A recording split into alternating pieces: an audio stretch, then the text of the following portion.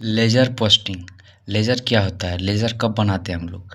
जब टैली में जब हम लोग एंट्री करते हैं तो एक अब देखिएगा, पहले सबसे पहले आपको लेजर बनाना पड़ता है, चाहे आपको सेल्स अकाउंट का हो या परचेस अकाउंट का हो, या फिर आप किसी भी अकाउंट का एक लेजर क्रिएट करना ही पड़ेगा आपको। अगर परचेस कर रहे हैं तो परचेस अकाउंट का लेजर क्रिएट करना पड़ेगा, अगर आप सेल्स कर रहे हैं तो सेल्स अकाउंट का लेजर क्रिएट करना पड़ेगा। तो चलिए लेजर पोस्टिंग के बारे में समझते हैं, ठीक है। तो लेजर पोस्टिंग, जब किसी ट्रांजैक्शन की एंट्री टैली में करते हैं तो सबसे पहले हम उस एंट्री में जो अकाउंट्स होता है उसका हमें खाता खोलना होता है, यानी लेजर बनाना होता है।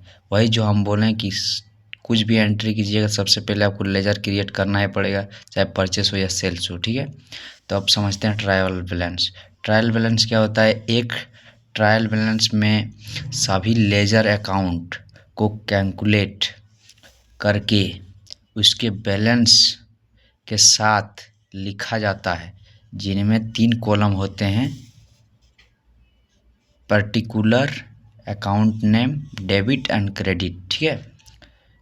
तो 3 ट्रायल बैलेंस में अकाउंट्स होते हैं, ठीक है। उसका बाद क्या आ गया? Profit and loss. Profit and loss को समझते हैं 5वां नंबर पे। तो profit and loss account, profit and loss account में हमें यह पता चलता है कि बिजनेस में कितना प्रॉफिट हुआ या फिर कितना लॉस हुआ, ठीक है। इनमें 2 कॉलम होते हैं: एक्सपेंसेस, इनकम को एक्सपेंसेस में घटाने के बाद हमें पता चलता है कि प्रॉफिट हुआ या फिर लॉस हुआ। तो आपका सिंपल भाषा है कि आपका कोई भी बिजनेस में आप पूंजी लगाते हैं तो वो पूंजी जो लगा तो उसमें क्या प्रॉफिट हुआ क्या लॉस हुआ, उसको चेक करने के लिए हम लोग profit and loss account check करते हैं, ठीक है। तो प्रॉफिट एंड लॉस अकाउंट जब चेक करते हैं तो इनकम को एक्सपेंसेस से घटाने के बाद ही हमको पता चलता है कि प्रॉफिट हुआ या लॉस हुआ, ठीक है। ये वाला समझ सकते हैं आप। उसका बाद क्या है? Balance sheet. बैलेंस शीट भी हमको देखना आना चाहिए, इसलिए हम लोग पहले बैलेंस शीट का उदाहरण समेत समझ लेते हैं कि क्या होता है। बैलेंस शीट देखना एक बहुत ही इम्पोर्टेंट कार्य होता है टैली प्राइम में, ठीक है। कि बैलेंस शीट में मेरा क्या हुआ है, क्या गया है, क्या आया है, सब कुछ दिखेगा उसमें। मतलब क्या आपका माल बिका है, कितना सेल हुआ है, कितना स्टॉक आइटम पड़ा हुआ है, सब कुछ बैलेंस शीट में आप देख सकते हैं, ठीक है। बैलेंस शीट देखना यानी कि मतलब आपका कितना कैश आया, कितना गया, सब कुछ ऑल इन वन आपका बैलेंस शीट में दिखेगा, ठीक है। तो बैलेंस शीट समझते हैं। किसी भी बिजनेस में बैलेंस शीट की बहुत इम्पोर्टेंस होती है, ठीक है। क्योंकि बैलेंस शीट से हमें बिजनेस की वास्तविक स्थिति पता चलता है।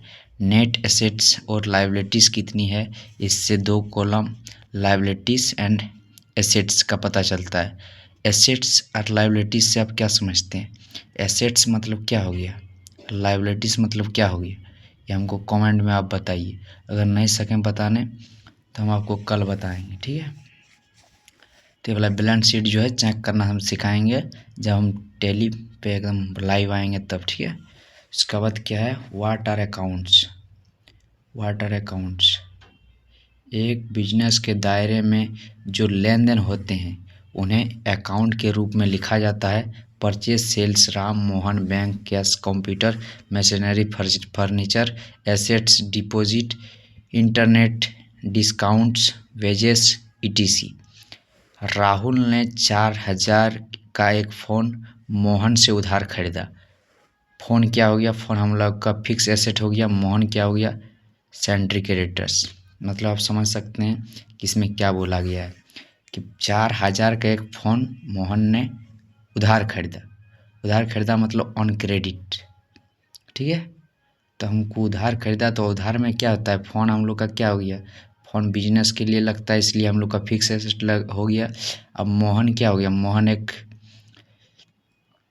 क्या है? मोहन नाम क्या है? तो हम लोग का दर्शाना पड़ेगा कि इससे उधार माल खरीदा है। तो उधार माल जब भी खरीदते हैं तो उसका हम लोग किस ग्रुप पे रखते हैं? तो सैंड्री क्रेडिटर्स में रखते हैं, ठीक है। उसका बाद समझते हैं 2 नंबर। 2 नंबर में क्या है? राहुल ने 24,000 की एक एसी खरीदा, ठीक है। और 1,500 जो है उसने कैश दे दिए और बाकी उधार कर दिए। मतलब 1,500 जो हम लोग का क्या होगा, कैश अकाउंट में आएगा। उसके बाद सब क्या हो गया, उधार में जो आया, जिससे उधार लिया है, मान के चलिए कि सुरेश से उधार लिया है, तो सुरेश हम लोग का क्या हो गया, सैंड्री क्रेडिटर्स। ठीक है, और ऐसे हम लोग किसके लिए लेते हैं, तो बिजनेस के लिए ले रहे हैं। तो बिजनेस के लिए जो लेना चाहिए, जितना भी काम आपका बिजनेस के रिलेटिव हो, तो वो सारे फिक्स एसेट में आते हैं। ठीक है, ये ध्यान रखिएगा।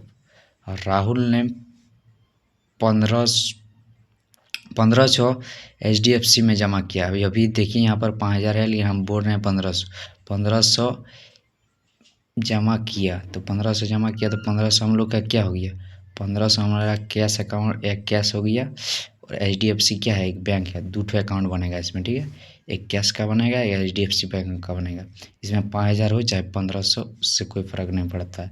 आपका समझना सबसे बेहतर है।